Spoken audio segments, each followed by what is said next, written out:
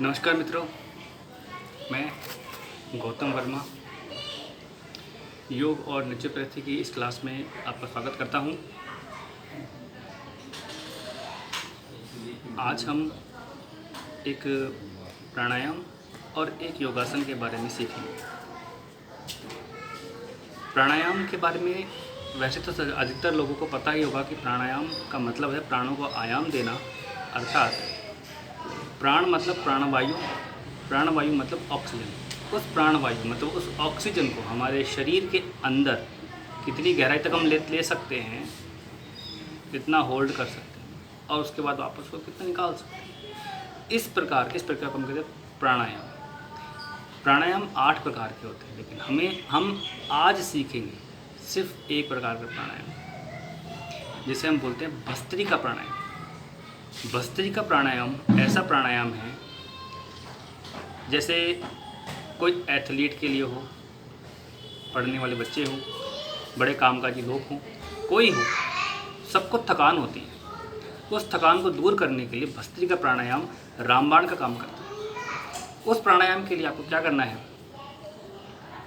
वैसे तो इसका बहुत उपयोग है, क्योंकि प्राणायाम नाम सुनते ही शरीर में नई प्राणों का संचार होना, नई प्राणवायु का संचार होना, ये एक बहुत बड़ी बात हो जाती है। मतलब कि शरीर को नई ऊर्जा प्रदान करता है प्राणायाम। कोई सा भी प्राणायाम हो, 8 प्राणायाम में से कोई से भी प्राणायाम हो, सब शरीर को ऊर्जा प्रदान करने का काम करते हैं।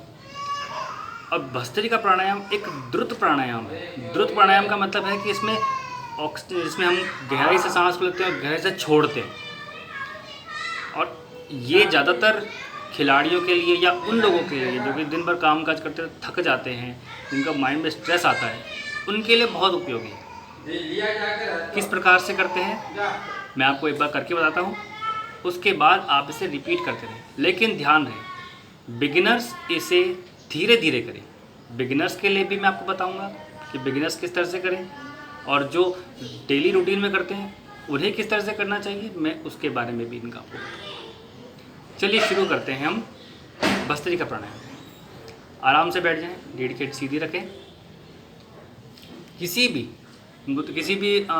पोस्चर में बैठ सकते हैं आप, चाहे पद्मासन में बैठो, अर्ध पद्मासन में बैठो, नॉर्मल बैठो, वज्रासन में भी बैठ सकते हो। सिटिंग का कोई ऑप्शन नहीं है, या कोई नहीं कि इसी प्रकार के बैठना है वैसे बैठना है। आप ध्यान मुद्रा में जिस तरह लगा के सीम नाड़ी से अपने दोनों एड़ियों को सीम नाड़ी से लगाएं और आराम से बैठ जाएं। इस तरह से आराम से बैठें, सांस भरें,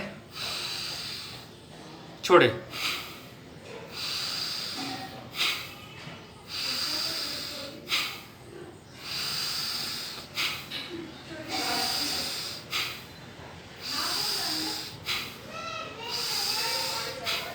तो ये भस्त्रिका प्राणायाम। इसे थोड़ा सा जैसे ही आप इस पे थोड़ी सी महारत लेते हैं, मतलब कि ये बिगिनर्स के लिए, और जैसे जो थोड़े से इसमें थोड़े से एक्सपर्ट होना शुरू हो जाते हैं, उन्हें इस तरह से करना चाहिए।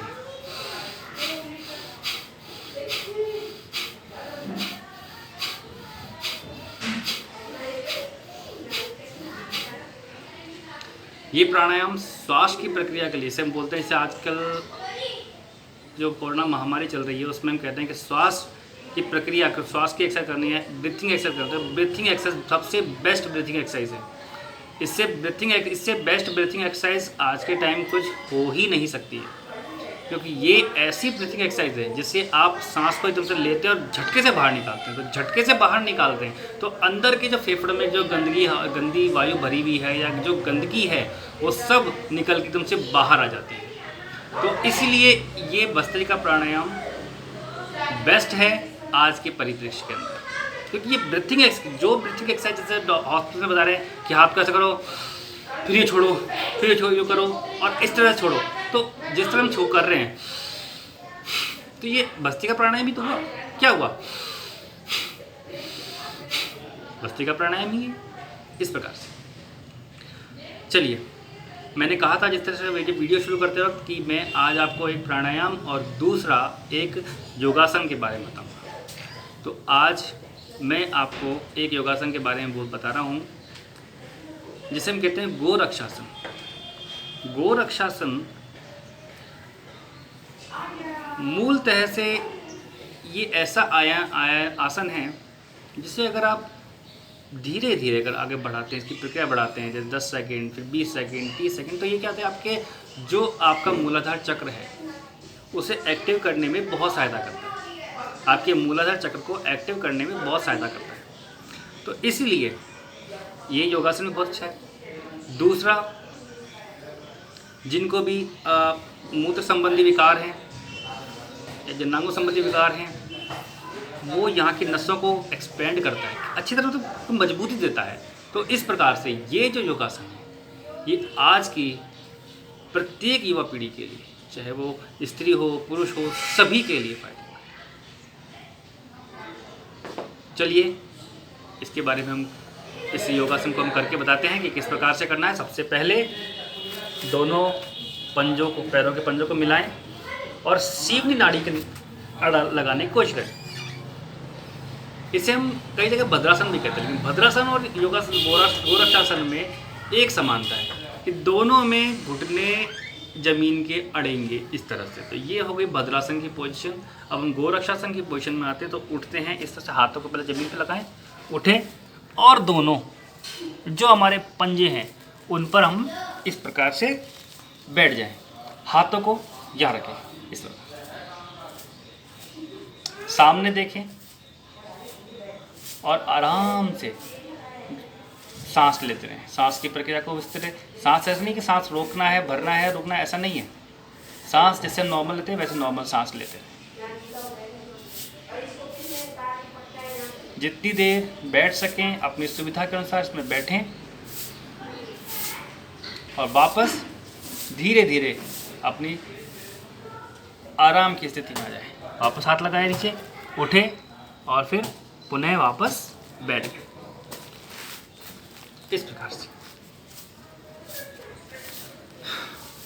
आराम से।